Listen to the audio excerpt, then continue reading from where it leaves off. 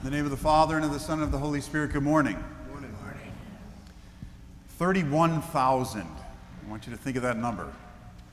31,000 is the amount of days that you would live if you lived to around 85 years old. 31,000 days. Now I want you to think of another number, 10,000. Now 10,000 is a number that is kind of debated on how many hours it takes for someone to become really good at something, to become an expert. You might say, where did that come from? Well, it came from when the Beatles were interviewed and they said, how many hours did you work in practice in Hamburg before you started to perform live? It was 10,000 hours.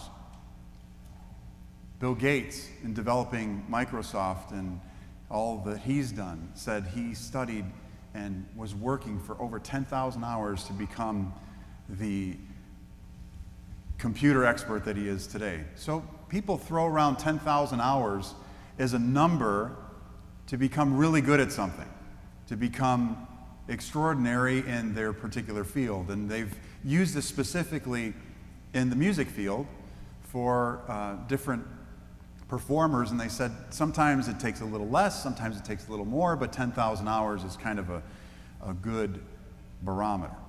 So you have 31,000 days, and you have 10,000 hours to become really good at something that we're going to need forever, which is prayer. So you think about it. How many hours do we spend in prayer? And we spend time in church, and we listen to the prayers, and we hear the hymns, and we receive the sacraments.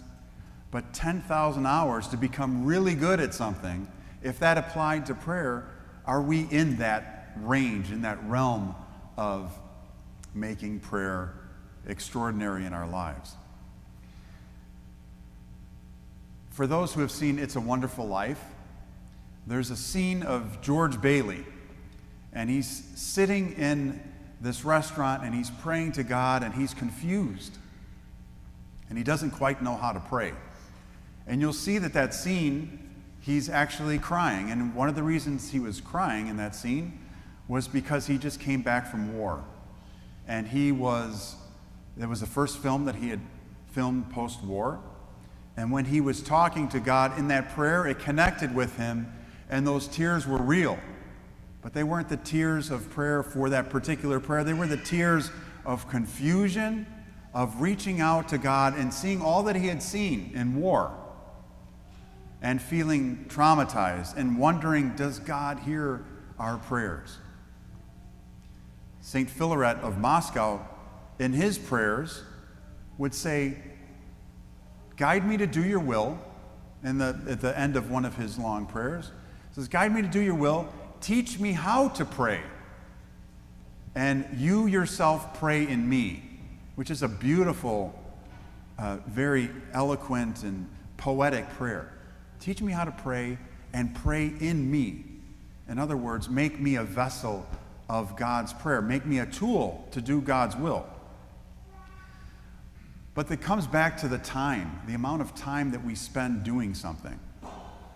You know, you think about how much time we spend online, whether it's shopping, whether it's surfing or swiping up social media scrolls or checking emails. It's a lot of time. And one of the biggest issues that people contend with in today's day and age is the amount of time that they waste on social media. It's a thing that people bring up all the time. I spend too much time on social media. I'm always looking at my phone for something, and I'm following so-and-so. And did you see on Facebook, this person, they got a root canal or whatever the thing is, and it's all these things, and everybody wants to know everything about everybody else's business. And did you see what they posted? And then you forward it to the 100 other people, and then they send you all these things back, and then you got to respond to it and say, yeah, I know, isn't that something? And it becomes a channel of gossip, and it becomes a pit of time. And then when we are affected by something, when we have a setback or whatever in our lives, we don't post it on social media, we post it on God's media. All of a sudden we go from looking at our phone sometimes to looking at fluorescent lights in a hospital because we're ill, or we go to looking at the icons in our homes that we walk past every day, and we stop and say, help me because I have a problem now. And the way in which we speak to God is critical, and it grows over time. The ability to speak to God clearly and to express a prayer that is heartfelt and that is a proficient prayer. Now, what do I mean by proficient prayer? It's a prayer that is not just words put together, but it becomes words that are an expression of the heart, and ultimately, as the fathers of the church say, a prayer of the heart that uses no words. Think of that. Prayers without words. And you might say, how is that possible? How can you pray even without words? I'm sure you've had those times. I'm sure you've been in church at one point or another, this one or another church or somewhere, and you've stopped and you've just soaked in where you are. And you felt a connection. And you felt prayerful in your heart, even though you might not have said any words. And maybe it was just simply doing the sign of the cross that brought that heartfelt expression to God's throne. Prayer is critical in our lives, and one of the saints we commemorate today, St. John of Kronstadt, was a saint who was very proficient in prayer. In fact, people knew that his prayers were so serious and they were so profound in praying for people that had asked him to pray for them that he was completely overwhelmed by the requests. He was receiving letters from all over the world. And in his biography, it's written that he had so many letters that came to him. It was almost like you would picture Santa Claus receiving all these letters, right, in bags. And St. John was that kind of saint, where he would receive mail upon mail from all over the world. But do you know what the incredible thing with that mail was? Is when he got to your letter, you knew it. And people wrote about that. They said, I knew when St. John read my prayer. He read my request because his prayers were going with such heartfelt emotion to God that the miracles that God granted through St. John were happening to people on other sides of the planet by simply sending a letter or request. Help me with this. Help me with that. But in our growing of our prayers, we see in St. John that he had an ability to have these extraordinary miracles that came through his hand by God's grace. But part of the time of prayer is also our request to send it to the proper channels for healing. So the people who wrote those prayers to St. John and sent those letters, that in itself was a prayer. That's why I say to you over and over, submit the names of those whom you love in your family to be read in prayer in the preparation service of the liturgy. But to keep praying for those around you. Keep growing the hours of prayer. I once did an example with a group. I had one of those giant unabridged dictionaries. Have you ever seen those?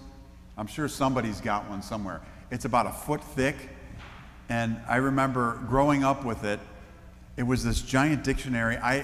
To be honest, I never looked for one word in there, but I remember it being on our coffee table, and it took up the coffee table, and I was thinking to myself, growing up, I'm like, who's going to come over to our house and sit on a couch and open up this giant book and start looking up words? But anyways, it was there on the coffee table, and it had like a big brown leather cover, and I used that dictionary once for an example, and I said, this is your life. All these pages are your life. So each page is a day. Now, if you were to take a pen and write mark a proportion of your day. How much time did you spend in prayer? And just, is it a dot? Are there pages missing? Is it a line? Is it a big dot? Did you, Holy Week, you'll be able to see that. There's like blotches on the pages.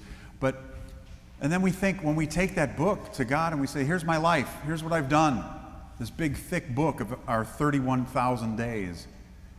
And he opens it up and says, okay, let me see. What's this little dot here? You say, well, that's the time I spent in prayer. You have some pages missing. You didn't do this, or you did that, or our mistakes are highlighted and all these things.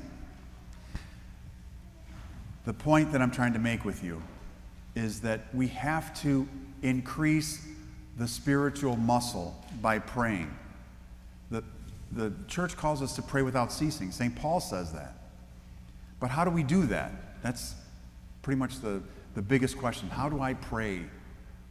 And I remind people all the time, if God gave you a cell phone and said, here, this is your form of prayer, you're going to pick it up and you're going to say, hello, God. What do you say to him? You're not going to text him, help, ... You talk to him. You tell him what's going on in your life. So do that. Use your time during your day as much as you can use, the fragmented time. And instead of checking someone's Instagram post, maybe say a prayer instead. Instead of being entrapped by the worldly delusions and enticements, to step back for a second and look at an icon that you may have passed in your home 100 times and stop and see who it is and say a prayer to them.